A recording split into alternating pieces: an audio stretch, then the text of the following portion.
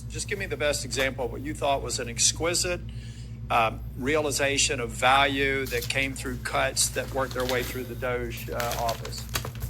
Well, I do believe that the reductions in force as a tool. Which specific one? In general. Yeah, but I want to get into specifics. You and I have different backgrounds. Mine was in enterprise implementation. I did this for a living. And so I don't want to word salad answer. Well, it's not word salad, Senator. Yes, CFPB, I'm trying to do a reduction in force. But I'm just asking you across the board. Give me one best, because here's what I'm asking for. The Doge office has been quiesced, okay?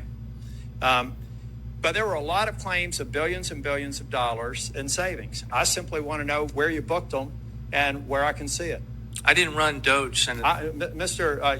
You are OMB, right? I am, but I am not Doge. You do track to me, and when I worked in business and we had to implement efficiency, we got engaged to come in, do activity-based accounting, whatever was necessary to identify the efficiencies.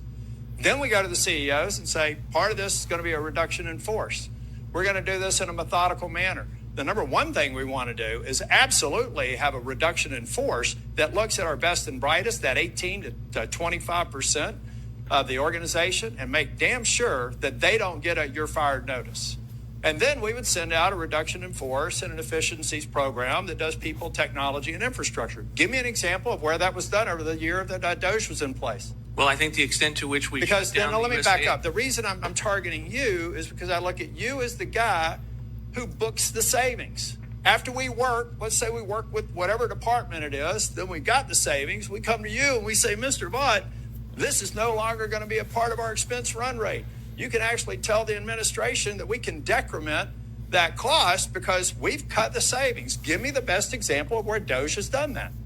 Well, I have been saying in terms of... No, because give me the best example of where a Doge initiative, Senator, once they completed the work, came to you and said, Mr. Vaught, you should be aware that our baseline run rate for expenses have gone down. Give me one example. We have an appropriations process, Senator. I'm sorry? There's an appropriations process. We have put forward a budget that's $160 billion in Doge savings. I've heard a lot of people, including you, talk about the Doge savings. I've worked in the business world. My understanding is the last time you worked in the business world was at B. Dalton Books when you were putting yourself through law school. Good on you.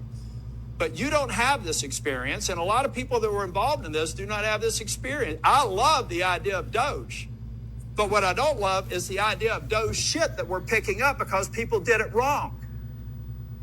I spell it with a $sign, by the way, Mr. Chair. Can't name anything other than workforce reduction. Can't name a program that they cut, that they saved the money. Can't name this. Where did all of that money go to?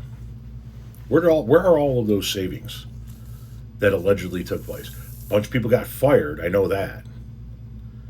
But it doesn't seem like the savings went anywhere within the federal budget. This guy can't name a single goddamn program in which Doge came to him and said, here's the line item that is reduced, and here's how much it was reduced by, and here's why. All he can do is say, well, through general workforce reduction, do you even know who was let go? Do you know what they were getting paid? Do you know where the savings went to?